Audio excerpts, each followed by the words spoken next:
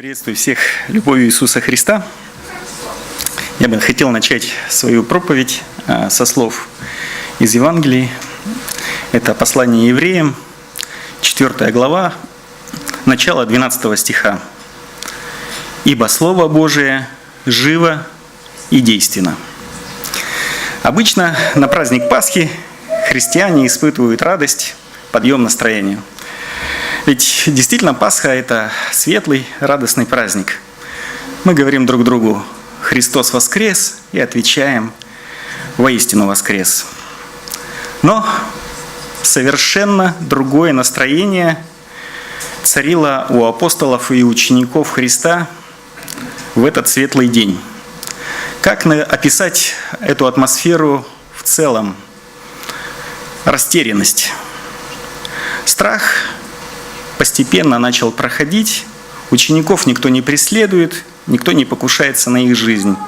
Ученики уже не пытаются забиться в самый темный угол и не дышать. Но растерянность – это то, что было. И уж точно абсолютно никакой радости.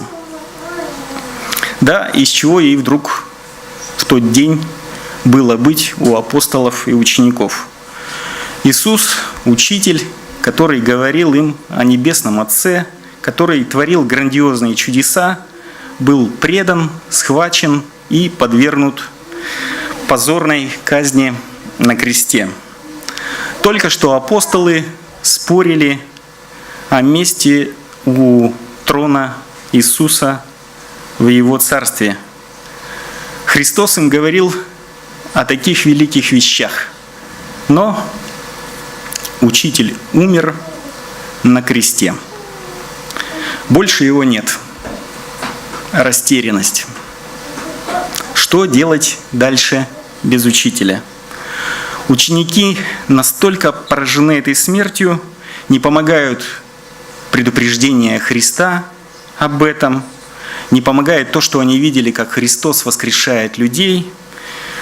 Ученики не узнают Христа после воскресения, не верят, что Он воскрес. Никакой великой радости от воскрешения, никакого праздника.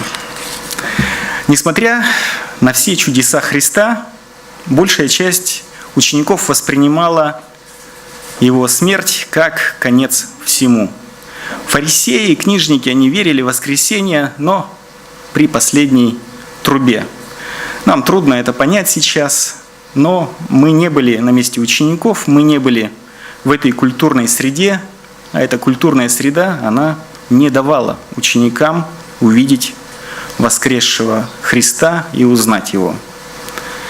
Не давала им продолжать то, к чему Он призывал их. Слово прервалось, и в сердцах учеников оно никак не восстанавливалось. Петр даже после встречи с воскресшим Христом говорит: «Пойду проповедовать по всей земле». Да? Или нет? «Пойду ловить рыбу», говорит Петр, а ученики, говорит, «Идем и мы с тобою». Ловцы рыбы, которые стали ловцами человеков, снова решили вернуться к знакомому промыслу.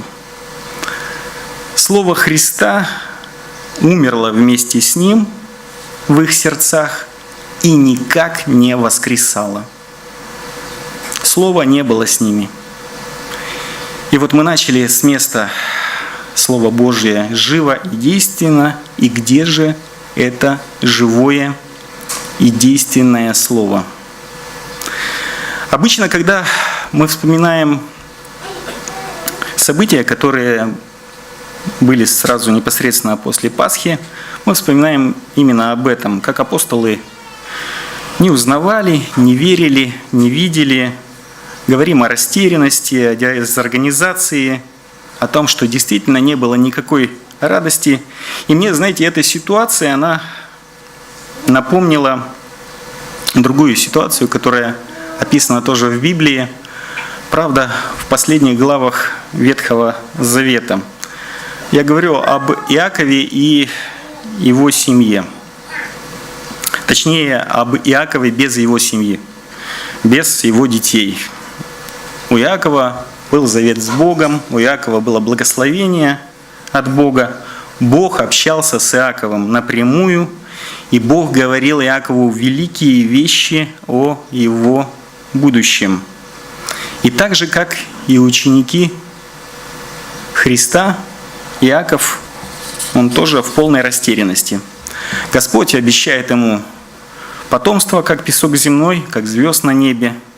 Но в этот момент Иаков и его семейство на пороге голодной смерти, а дети ушли в Египет за хлебом, и неизвестно, вообще вернутся они или нет. Господь так много сказал Иакову. Господь так много открыл апостолам. И вот растерянность. Потому что нет ничего того, что было, и того, что должно было быть. Было слово, и слова не стало. И без слова все остановилось. Иаков отправляет своих детей в Египет за хлебом, потому что в обетованной земле голод. И знаете, мысли как-то сами собой вошли в русло сравнения вот этих двух культур, встречу которых мы видим в последних главах Ветхого Завета. Это Ханаан и семья родоначальника Божьего народа Иакова и культуры Египта. И давайте вот действительно попробуем сравнить, сопоставить эти две культуры: Ханаан, Израиль и Египет. Ну вот самое простое сравнение, первое, которое исходит из того, что я сказал. В Египте был хлеб, а в Ханаане нет. В Египте были огороды, выращивалось кроме хлеба много различных овощей, фруктов. В Ханаане, конечно, такого изобилия не было, что касается сельскохозяйственных культур. Если вспомнить Тайную вечерю, Иисус говорит такую фразу: «Один из 12, обмакивающий со мной в блюдо». Вот обмакивали хлеб в вино, потому что на тот момент у Божьего народа не было ложечек и вилочек. А если вспомнить историю с виночерпием и Иосифом у фараона, на тот был момент специальный черпачок специально для вина. Есть такое место в псалмах: «Иные колесницами, иные конями, а мы именем Господа нашего хвалимся». Так вот, во времена Иакова у Божьего народа не было колесниц, не было коней, не было мощного войска, а у Египта была мощная армия с боевыми колесницами, запряженными конями. Еще одно сравнение. Сыны Иакова приходят в Египет. Какие они видят строения? Вместо шалашей и шатров каменные дома и даже пирамиды. У Египта на тот момент уже каменные города, в отличие от кочевых поселений Ханаана. Я уже не говорю о смежных науках, да, как сопромат, архитектура и так далее, которые на тот момент были у египтян. И, конечно же, не было этих наук у народа Божьего. Еще у египтян, кроме каменных домов, были огромные храмы, в которых египтяне поклонялись своим множественным божествам, с маленькой буквы, конечно. И еще одно. У египтян были книги, много книг, которые повествовали об этих божествах. Знаете, если попытаться найти слово «книга» или слово «написать» в Ветхом Завете, в книге «Бытие», нас ждет разочарование. В книге «Бытие» нет ни слова ни «книга», ни «написать», потому что ни того, ни другого тогда не было у Божьего народа. А у египтян на тот момент есть и то, и другое. Ведь только Моисей записал первые 5 книг Библии, а писать и читать он научился именно у египтян. Вот такое неутешительное сравнение. Сравнение поклоняющегося истинному Богу Божьего народа и египтян, которые поклонялись непонятно кому и чему. И именно к ним на поклон Иаков посылает своих сыновей за хлебом. Где же Слово Бога? Неужели оно не живое? Неужели оно не действенное? Но что мы видим далее? Что случилось с Великим Египтом? Во времена земной жизни Христа это уже не то далеко такое, знаете, цветущее царство. Как и Израиль, Египет – одна из римских провинций. Ну а кто был в Израиле и Египте сейчас, видит еще одну совершенно другую картину. Израиль – это процветающее государство, а Египет мертв. Мертвы его божества, и никто не помнит их имен. Разрушены их храмы, и только пирамиды, могилы фараонов напоминают о былом величии этого царства. Именно могилы и ничего более. Никто, кроме узкого круга ученых, не знают значений египетских иероглифов. Никто не помнит их языка. Никто не читал их книг и не знает, что в них написано. А язык Божьего народа, он ожил и живет. Его учат древнюю версию для того, чтобы лучше понимать Слово Бога в Ветхом Завете. Учат современную версию для того, чтобы разговаривать на нем. И звучит язык не только в Израиле, но практически во всех странах мира. Библия, Слово Божье, переведена практически на все языки мира.